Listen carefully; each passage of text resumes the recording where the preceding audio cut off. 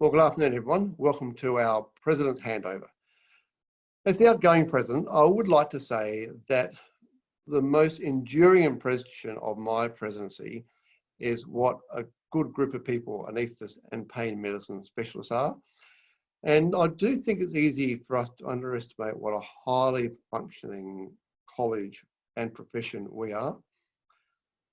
I would really like to emphasise, and I guess this is my message, that my most enduring observation is going to be when we can combine our undisputed medical expertise with those human qualities that are the hallmarks of good people. It is then that we are at our very best. So I just want to briefly relate 7 examples of when I have had the privilege to witness those qualities which define what I call true professionalism. So the first one is courage. And the obvious example is Harry, our Australian of the Year last year, meaning his willingness to confront all the odds stacked against him, being able to rescue the boys from the Thai cave, his preparedness to expose himself to significant personal danger, and his acceptance of the responsibility for decision making in what at the time could so easily have gone so wrong. And I'll also add my belief that his courage was all underpinned by a strong sense that this was the right thing to do. The second attribute I have witnessed in the course of the last 2 years is humanity. And in my mind, this is what really defined Meg Walmsley in the aftermath of the Mount Everest Base Camp avalanche. Meg has worked so selflessly and tirelessly under such trying conditions to care for the many injured. And similarly, humanity is a quality that defined our colleagues across New Zealand after the massacres in Christchurch and after the White Island volcano.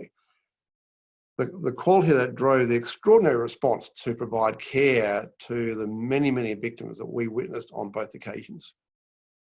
Number 3 is integrity, meaning the strength to consistently maintain alignment between what you believe is morally right and what you actually do. So our P&G colleagues, Pauline Wake and Arvin Karu, as 2 of only 19 anaesthetists in a nation of 8 million people, have the strength of conviction to follow their big picture vision and a compassion that I know has inspired many local young doctors into our profession of anaesthesia and intensive care. The 4th quality I've had the privilege to witness is humility. And I'll always remember Dash Newington and Stuart Walker for, among other things, their understated humility, as they have, with quiet patience and respect, explained to me the nuances of Indigenous and Māori culture, respectively, their cultures, respectively, and the challenges their cultures face in confronting the overwhelming dominance of the Western culture. And they truly have taught me many, many things that I did not know. The 5th is generosity, which defines Albert Chan, one of our fellows in Hong Kong, who put so much effort into developing the fantastic infographic on COVID-19 airway management, translated it into 7 languages and circulated it to colleagues around the world with a very clear message that if this can be a benefit to you, please use it. Number 6 is justice. So for Bridget Effney and her work on gender equity, for Nicole Phillips and her work to ensure asylum seekers have access to healthcare, for David Rowe and his efforts in bringing healthcare to people in rural and remote areas, you have all been defined by a passion for equity and by extension, a passion for justice. And finally, number 7, kindness.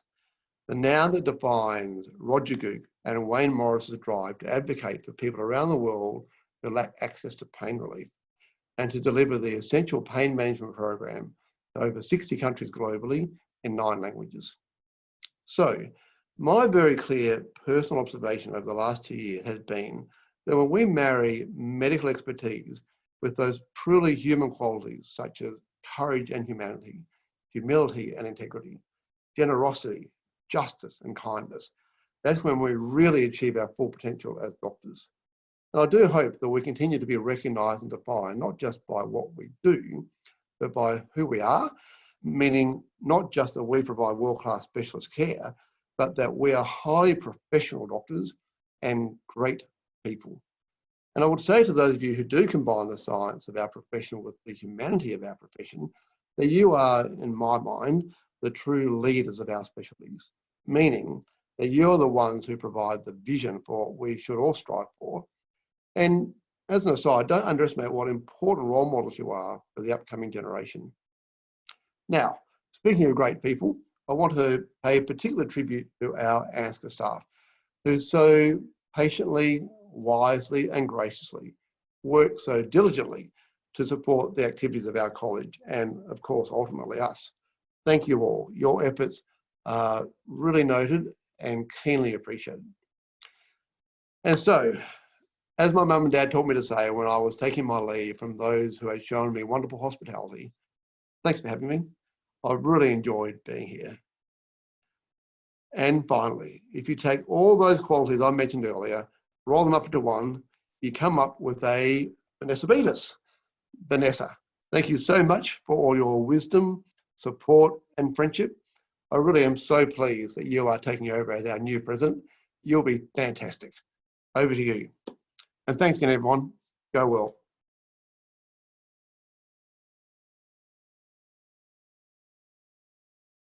Kia ora, Rod. Tēnā koutou e hoa mā. Friends and colleagues, welcome and greetings to our ceremonial handover. Thank you, Rod. I give you my heartfelt thanks to you for your wise and warm leadership of ANZCA. I want you to know that Rod's approach to any problem is careful, caring and considerate, and always high on his list of things are his thoughts of the feelings of the people affected by the problem, on both sides of the problem. He's also decisive, and these characteristics have never been more obvious or needed than through the events of the past few weeks. Thank you, Rod. Rod is also an original work of art, and a precious one, even if he has had to shave off his beard. But this is in the spirit of being a great role model. You should know that Rod has given me, as his vice president, a great apprenticeship. So with the loss of his beard, this does mean that he will be the only ANZCA president who will look younger at the end of his presidency than at the start of it. Thank you, Rod, for your exceptional leadership. We are all the richer for working with you. Now, had things been normal, whatever that is, 2,000 of us would have been together in Perth, celebrating the end of a great annual scientific meeting. Normal is now just a distant memory, and instead, we are spread all over Australia and Aotearoa, New Zealand. And I'm speaking to you from Auckland, on the eastern edge of ANZCA's large geographic footprint, while you are dotted all over it.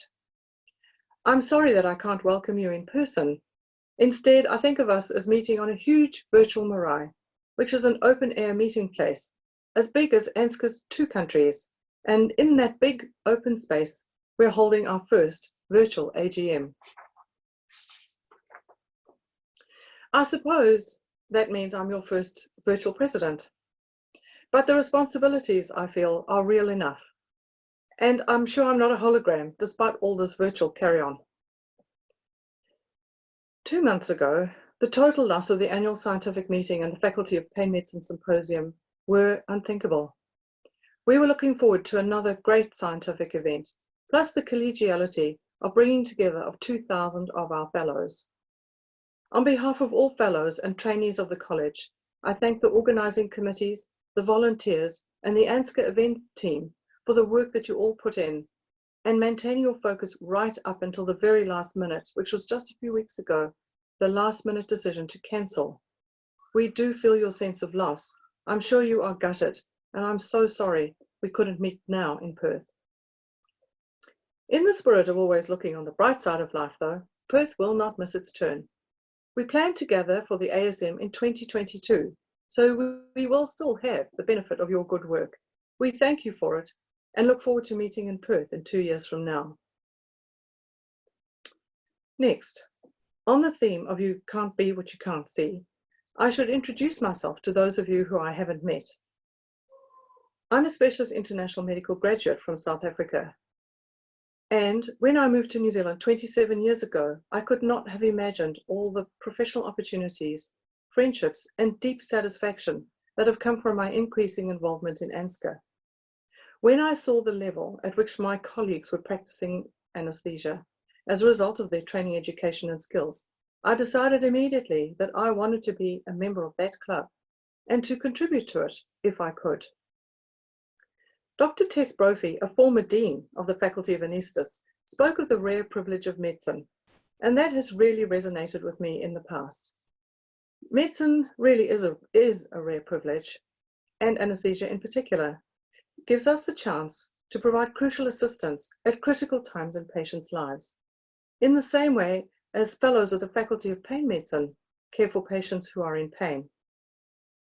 ANZCA's standing brings us respect from the community and also security for us as individuals.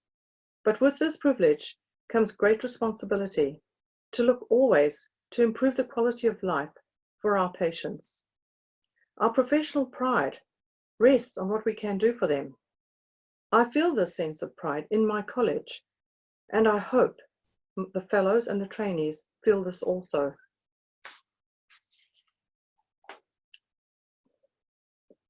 So where do I see ANZCA going in the next 2 years? Well, to those of you who know me, it will come as no surprise that perioperative medicine and the development of that as a multidisciplinary specialist care is an area that I would like us to develop.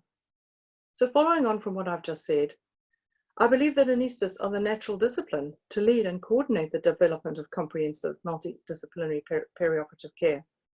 Put simply, there's an opportunity to do things which will enable patients to live longer and to feel well for longer.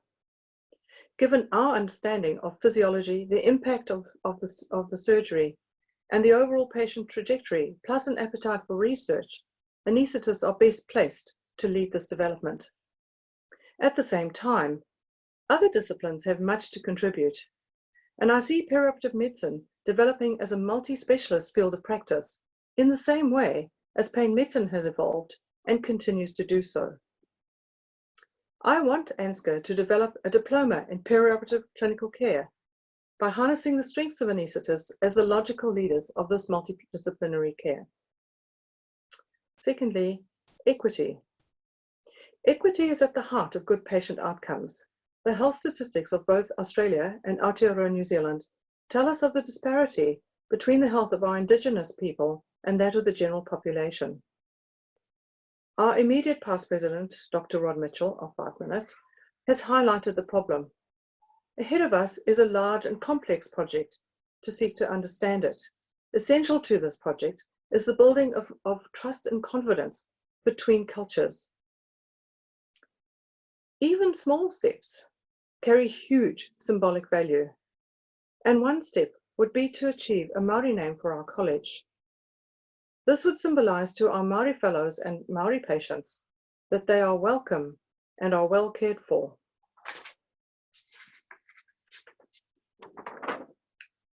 We also need to find ways to give the same respect to the diverse nations of the Aboriginal people and the Torres Strait Islanders. Their diversity of language makes this a far more daunting project, but we shouldn't shy away from it.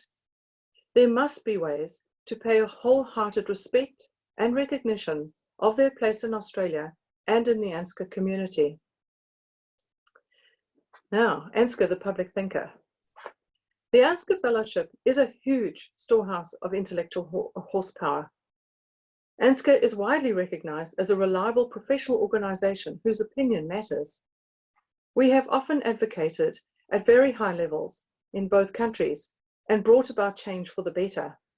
We must continue to do this while guarding carefully ANZCA's political neutrality, which is a precious feature. ANZCA has also shown its ability to move quickly when necessary, and an up-to-the-minute example is ANZCA's production of the widely adopted professional document for personal protective equipment. This was produced within days in a very fluid environment with an infinite army of information conflicting at times from all reputable sources. It was achieved against a background of confused political and administrative accounts of the availability or not of PPE. ANZCA fellows, again, demonstrated agility, scientific expertise, and common sense to produce a sound, practical, and well-regarded document. Building on this experience, we have a continuing part to play in the extension of clinical guidelines and quality improvement. We are good at this stuff and have earned an international reputation for good research. I would like to see this research expertise extended into quality improvement and audit. Anaesthetists are good collaborators. We can and should do this for the benefit of our patients and the wider community. Business as usual. Education, training, professional affairs and advocacy in many areas will continue. Particular mention should be made of the climate and environmental issues we face. This crisis needs continued focus and active management if we are to reduce our impact on the fragile environment. I look to those who are passionate and knowledgeable about this to continue to hold us to account and to advise us on best practice. The pandemic. Well, you can't avoid talking about the pandemic. Like all pandemics, this one will end at some point. Life at the moment is challenging and uncertain personally and financially for many fellows and trainees, but it will eventually go back to some form of normal. I look forward to the recommencement of our regional meetings, which provide so many of the opportunities to reconnect properly with our friends and colleagues. In the meantime, I urge you to continue to look after your own health and well-being and that of your families so that you are able to care for patients, to improve medical practice and to advance medical knowledge. I would like to particularly thank fellows in rural and remote areas. Those fellows don't have the same backup as those in bigger centres and often have to provide care outside their comfort zone. Thank you for your commitment to the health of those communities that rely so heavily on your skills, expertise and ingenuity.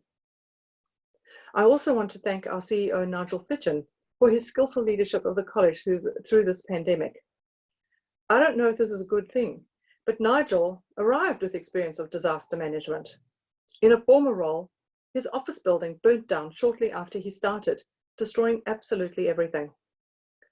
So Nigel has dealt now with fire, plague and pestilence. I think all that's left is flooding. I thank Nigel and all the ANZCA staff who've worked extraordinarily hard to keep the college functioning and running as normally as possible during this period, and all from home. And finally, I would like to thank the Council for their faith in me in electing me as President. I promise to do my best to advance ANZCA's mission and for the well-being of its fellows in anaesthesia and pain medicine who work for the benefit of our communities in Australia and New Zealand. Kia ora tātou katoa.